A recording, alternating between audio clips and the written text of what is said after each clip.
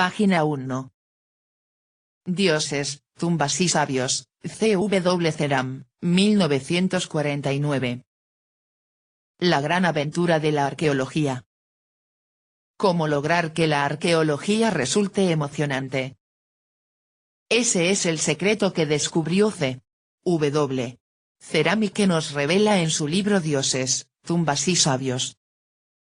Como si de las aventuras de Indiana Jones se tratara, el autor nos narra los descubrimientos arqueológicos más importantes de la historia, nos lleva a las pirámides de Egipto, y al desciframiento de la piedra de Rosetta, a Nínive, y al desciframiento de la escritura cuneiforme, a la enterrada Pompeya, a Troya, incluso a los imperios azteca y maya.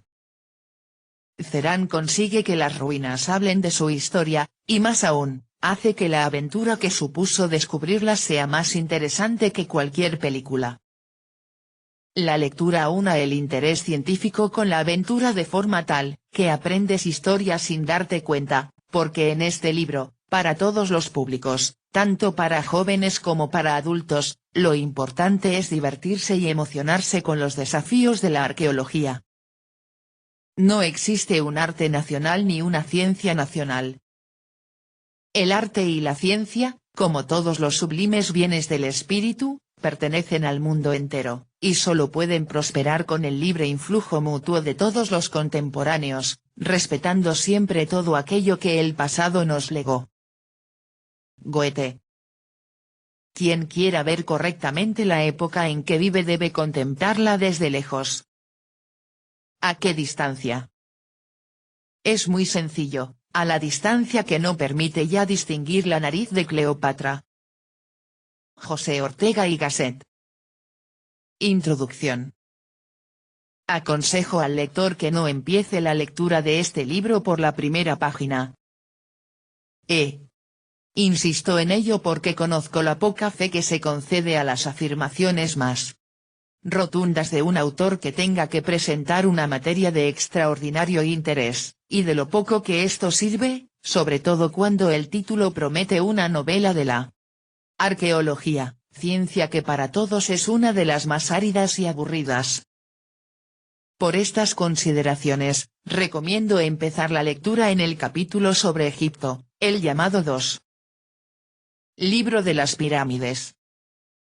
Entonces tendré la esperanza de que hasta el lector más desconfiado adopte una postura benévola respecto a nuestro tema y se decida a dejar de lado ciertos prejuicios muy extendidos.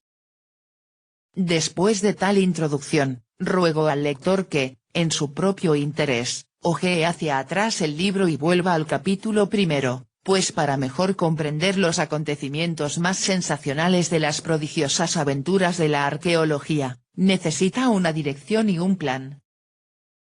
Este libro ha sido escrito sin ambición científica alguna. Más bien he intentado presentar el objeto de estudio de los investigadores y sabios, en su matiz emocional más íntimo, en sus manifestaciones dramáticas, en su relación hondamente humana. No he podido evitar algunas divagaciones, así como tampoco reflexiones personales y una constante relación con la actualidad. Por eso he hecho un libro que los hombres de ciencia tienen derecho a calificar de no científico. Pero eso es lo que me propuse hacer, y eso me justifica. La ciencia arqueológica es rica en hazañas donde se emparejan un gran espíritu de aventura y la paciencia de un estudio ímprobo es una gran empresa romántica realizada con gran modestia espiritual, en la cual nos hundimos en la profundidad de todas las épocas y recorremos toda la amplitud de la Tierra.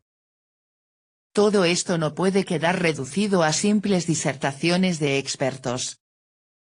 Por muy alto que haya sido siempre el valor científico de las memorias, tesis y publicaciones de esta índole, hemos de confesar que no estaban escritas para ser leídas. Es increíble que hasta la fecha no se hayan hecho más que 3 o 4 intentos de asociar el apasionante ambiente de la aventura con las excavaciones que nos han conducido a la vida de los tiempos pasados muy extraño, porque realmente no se concibe aventura más excitante que esta, siempre que consideremos la aventura como una armoniosa mezcla de espíritu y acción. Aunque no soy partidario del método de la simple y objetiva descripción, lo utilizo a veces para seguir fielmente la pura ciencia arqueológica. Y no puede ser por menos, ya que el libro es un elogio de sus resultados, de la agudeza de espíritu que revelan, de la constancia de los infatigables excavadores, una alabanza, sobre todo, a los propios exploradores, que, generalmente, guardan silencio por modestia, cosa que les hace más dignos de encomio, porque su actitud debería ser imitada en muchos terrenos. De este hecho se desprende también mi esfuerzo por evitar engañosas correlaciones y falsos acentos. La novela de la arqueología es novela en cuanto narra vidas, sucesos remotísimos que no se hallan en contradicción, ni mucho menos con la verdad, que fueron realidad un día y que surgen a la actualidad diaria en la apasionante aventura de la búsqueda de siglos pretéritos en su sentido más estricto. Lo que aquí se cuenta no son hechos adornados por la fantasía del autor, sino sucesos rigurosamente históricos que a veces pueden parecernos fantásticos. A pesar de mis esfuerzos, estoy convencido de que el experto que tome este libro descubrirá faltas en él. Para mí, por ejemplo, al principio constituía una gran dificultad la transcripción de los nombres. Más de una vez, para escribir un nombre de lugar o de persona, he tenido que elegir entre 12 grafías distintas y todas aceptables. Correspondiendo al carácter del libro, me decidí por la más generalizada sin seguir ningún principio científico, que en algunos puntos hubiera ocasionado una confusión completa. Adopté tal decisión teniendo en cuenta que ya el gran historiador E. Meyer, al encontrarse ante el mismo dilema, dice en su Historia de la Antigüedad, a pesar de que él se dirigía a expertos, no me ha quedado otra solución que la de prescindir en absoluto de todo principio fijo. El autor de un simple relato puede seguir muy bien la decisión adoptada por un historiador tan relevante. Pero, además, seguramente he cometido otras faltas que son inevitables cuando se intenta abarcar un tema tan inmenso que comprende 4 ciencias especiales. Por eso agradeceré a todos los lectores las rectificaciones que puedan comunicarme.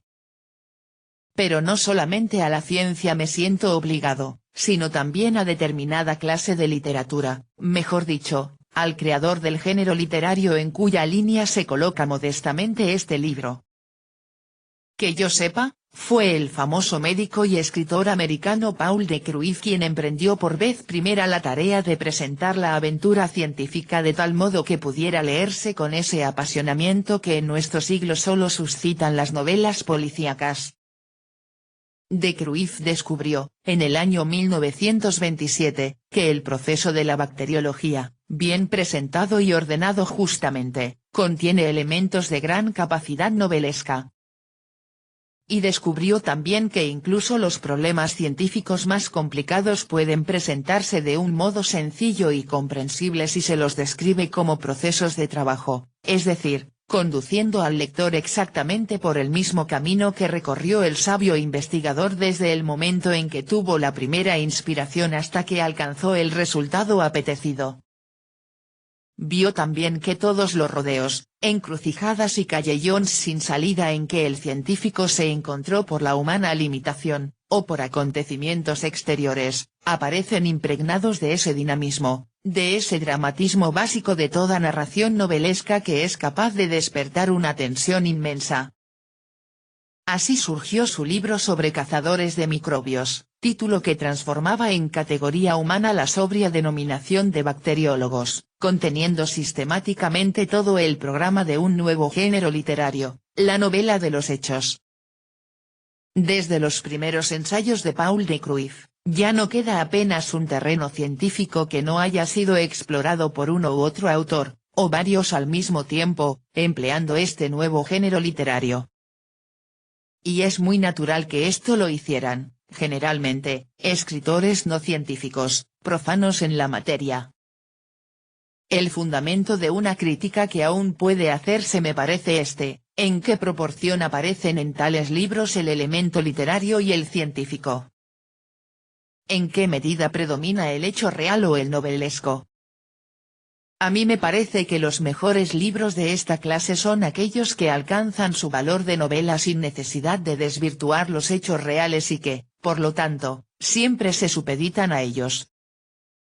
Yo he intentado colocar mi libro dentro de esta categoría, y espero servir así a todo lector que quiera andar seguro por el ámbito de esta ciencia apasionante, así como a aquel que desee utilizar esta obra como manual de consulta. En la materia tratada cuento también con una precursora perteneciente a otra categoría. Se trata de Anne Terry White, cuyo libro Lost Worlds me vino a las manos cuando casi había terminado Dioses, Zumbas y Sabios. A esta compañera americana quisiera expresarle mi gran estima por su trabajo. Mas, como yo creo que el principio según el cual el hecho debe prevalecer siempre sobre la anécdota es perfecto, he decidido, al contrario que la señora White, ser útil con mi obra a todos los que se interesan por la arqueología, suministrándoles datos exactos. Por eso no he tenido reparo en interrumpir el relato con fechas y resúmenes, y he completado el libro con bibliografía, mapas, tablas cronológicas y un índice de materias. Para terminar doy las gracias a todos aquellos que han colaborado conmigo, en especial a los profesores alemanes Dr. Eugen von Merklin, Dr. Karl Ratgens y Dr. Franz Termer, que tuvieron la amabilidad de examinar el manuscrito.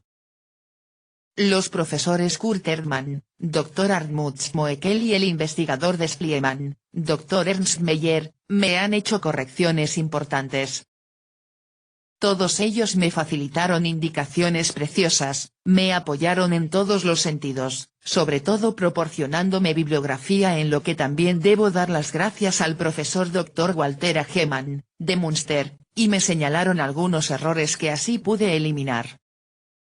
A ellos no solamente les doy las gracias por su ayuda, sino sobre todo por la comprensión que demostraron como especialistas en la materia frente a un libro que tiene la audacia de irrumpir en su terreno sin títulos rigurosamente comprobados. Igualmente deseo dar las gracias a Edda Roenkendorf y a Erwin Dunker, por haber realizado una parte de los trabajos de traducción a veces sumamente difíciles. C.W. Ceram. Noviembre de 1949. Página 8.